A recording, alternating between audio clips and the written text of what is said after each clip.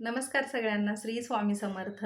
तर बघा, गुरुचरित्र पारायण करण्याची सर्वांची इच्छा असते, पण कोणत्या ना कोणत्या अडचणीवरून, कोणत्या ना कोणत्या कारणावरून त्यांच्याकडून ती सेवा होत नसते आणि भरपूर जणांना काही ना काही समस्या असतात. त्यामुळे त्यांना गुरुचरित्र पारायण जे आहे ते करण्याची इच्छा असते, पण त्यांना जे काही नियम आहेत, तर त्या नियमामुळे म्हणा किंवा कोणत्या ना कोणत्या अडचणीवरून त्यांच्याकडून पारायण होत नाही आणि त्यांना वेळ पण कमी असतो, कारण भरपूर जण जॉबला पण जातात आणि त्यांच्याकडून ही सेवा होत नाही. तर अशा वेळेस तुम्ही गुरुचरित्र पारायण कसे करावे आणि तुम्हाला गुरुचरित्र पारायणाचे एक एक अध्याय वाचता येतील का, याबद्दल थोडक्यात माहिती मी सांगणार आहे. तर बघा, ज्याप्रमाणे आपण स्वामी चरित्र सारामृताचे 3 अध्याय आणि 11 माळी जप वाचून नित्यसेवा करतो, तर त्या पद्धतीनेच आपल्याला गुरुचरित्र पारायण म्हणजेच गुरुचरित्र ग्रंथातील एक एक अध्यायाचे पठण देखील करता येतात. तर याबद्दलचा थोडक्यात मी व्हिडिओ घेऊन आले आहे आणि माहितीही सांगणार आहे. तर बघा, गुरुचरित्र ग्रंथातील 1 ते 53 अध्याय जे आहेत, तर त्याचं पठण आपल्याला दररोज एक एक अध्याय या पद्धतीने देखील करता येतं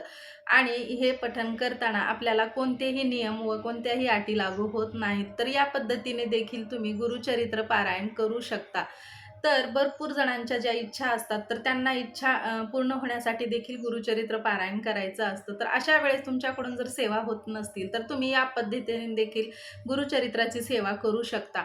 तर बघा, आपल्याला ज्या दिवशी गुरुचरित्र पारायणाला सुरुवात करायची आहे, त्या दिवशी सकाळी लवकर उठून तुम्हाला देवपूजा वगैरे आवरून घ्यायची आहे आणि अगोदर आपली नित्यसेवा करून घ्यायची आहे. तर नित्यसेवा करताना तुम्ही स्वामी चरित्र सारामृताचे 3 अध्याय आणि 11 माळी जप करता. तर त्या पद्धतीनेच आपल्याला पारायण सुरू करताना म्हणजे गुरुचरित्राचे पठण सुरू करताना देखील पहिल्यांदा आपल्याला स्वामी समर्थ महाराजांचा एक माळ जप करायचा आहे. त्यानंतर आपल्याला गायत्री मंत्राचा देखील जप करायचा आहे. त्या पद्धतीनेच आपल्याला अथर्व शीर्षमचं पठण करायचं असतं आणि स्वामी स्तवन वाचून मग आपल्याला गुरुचरित्रातला पहिला अध्याय वाचायचा आहे. तर या पद्धतीने तुम्ही म्हणजे एखाद्या गुरुवारी जर सुरुवात केली, तर गुरुवारी पहिल्या अध्यायाची सुरुवात केली, तर तुम्हाला पुढचे 53 दिवस तुम्हाला ते पारायण तसंच चालू ठेवायचं आहे.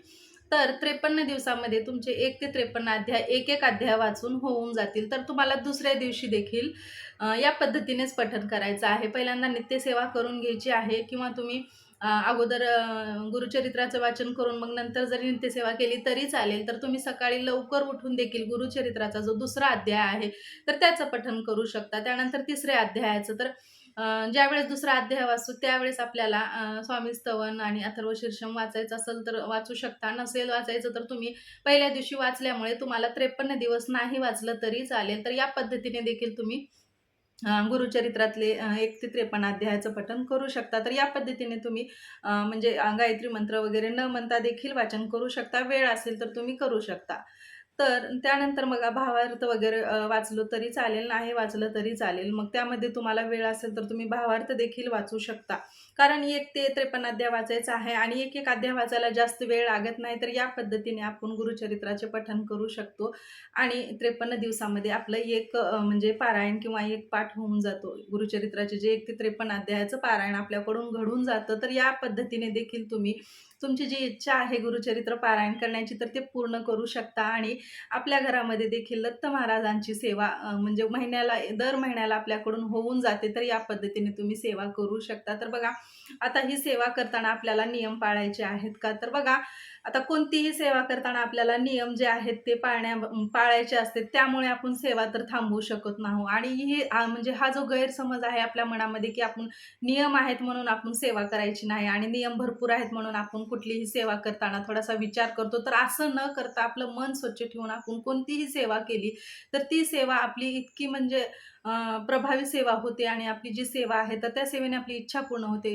म्हणून त्यामुळे आपल्या मनामध्ये कोणतंही दडपण न ठेवता आपण सेवेला सुरुवात करायची. तर आता बघा, पारायण काळामध्ये आपण भरपूर सारे नियम लागू होतात आपल्याला. म्हणजे 7 दिवसाचं ज्यावेळेस आपण गुरुचरित्राचं पारायण करतो, त्यावेळेस आपल्याला 2-3 नियम जे आहेत ते एकदम म्हणजे कडक आहेत. तर ते नियम पाळावेच लागतात आपल्याला. तर त्या पद्धतीनेच आता बघा, हे जे आपण 1 ते 53 अध्यायाचं पठण करणार आहोत, तर यावेळेस आपल्याला नियम कोणतेही नाहीत. फक्त आपल्याला मांसाहार जो आहे तो वर्ज्य करायचा आहे. तर हे तर आपल्या हातामध्ये आहे, कारण हे म्हणजे आपल्याला कोणी जबरदस्ती करू शकणारच नाही.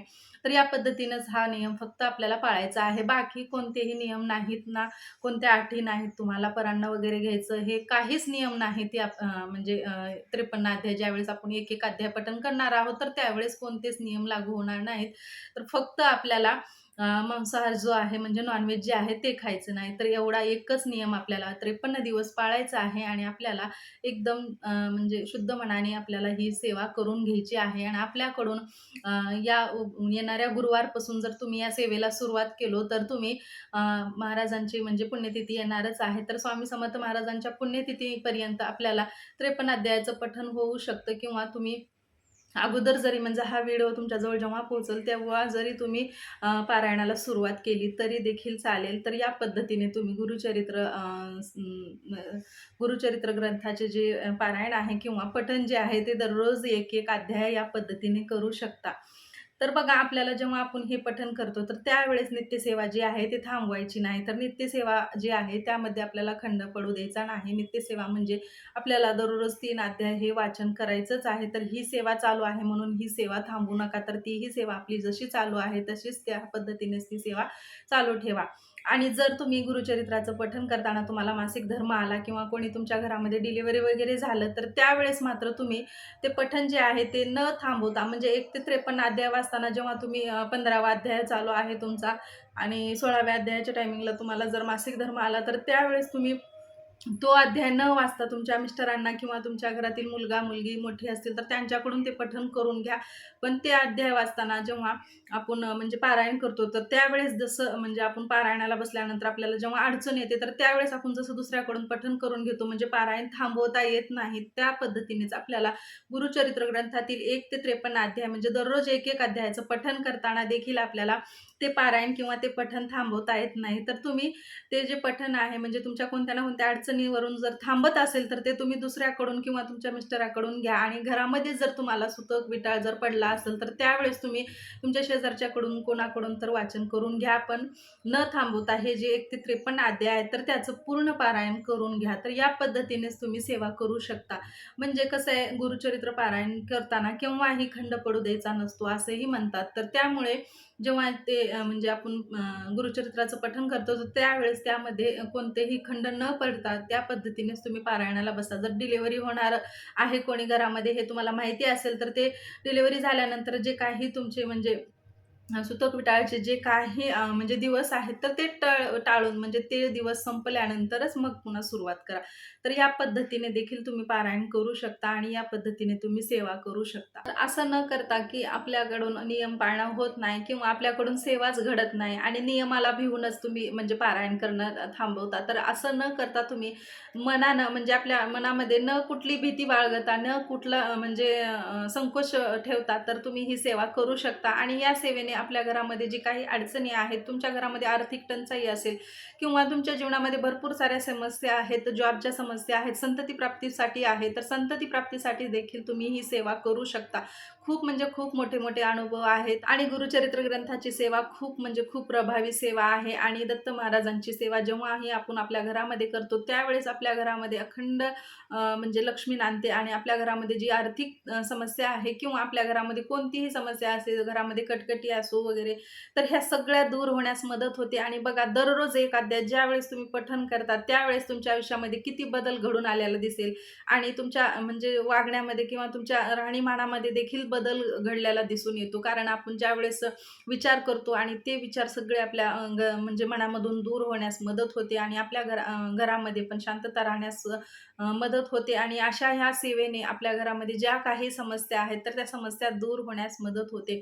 आणि आणखीन दुसरा एक जो नियम होता म्हणजे गुरुचरित्र पारायण करताना जेव्हा आपण पलंगावर बसायचं नाही, गादीवर बसायचं नाही, हे जे नियम आहेत, तर हे देखील नियम तुम्हाला लागू होणार नाही. तुम्ही सोफ्यावर बसा, पलंगावर बसा, कुठेही बसा, काहीही खा, काहीच म्हणजे टेन्शन नाही. खाण्याचं फक्त मांसाहार वर्ज्य करा. काहीही खा म्हटल्यानंतर मांसाहार जो आहे तो खायचा नाही, असं करू नका.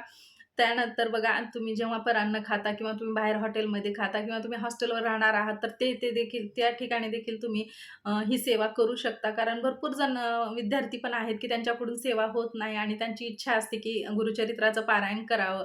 तर अशा वेळेस तुम्ही ही सेवा अशी एक-एक अध्याय पठण करून देखील करू शकता. तर या पद्धतीने तुम्हाला 1 ते 53 अध्यायाचं पठण करायचं आहे आणि या पुण्यतिथीनिमित्त किंवा तुम्ही असंही एरवी ही दर महिन्याला देखील या पारायणाचं म्हणजे या ग्रंथाचं जे आहे ते पठण करू शकता. तर या पद्धतीने तुम्हाला अ, गुरुचरित्र ग्रंथाचं एक-एक अध्यायाचं पठण करायचं आहे. तर व्हिडिओ आवडला असेल तर व्हिडिओला लाईक करा. माहिती आवडली असेल तर कमेंट्समध्ये नक्की सांगा आणि चॅनलवर जर नवीन असाल तर चॅनलला सबस्क्राईब करा आणि भेटूया अशाच सेवेसोबत आणि अशाच महाराजांच्या माहितीसोबत. तोपर्यंत सगळ्यांना धन्यवाद आणि हा व्हिडिओ पाहिल्याबद्दल पण तुमचे सगळ्यांचे मनापासून आभार. श्री स्वामी समर्थ.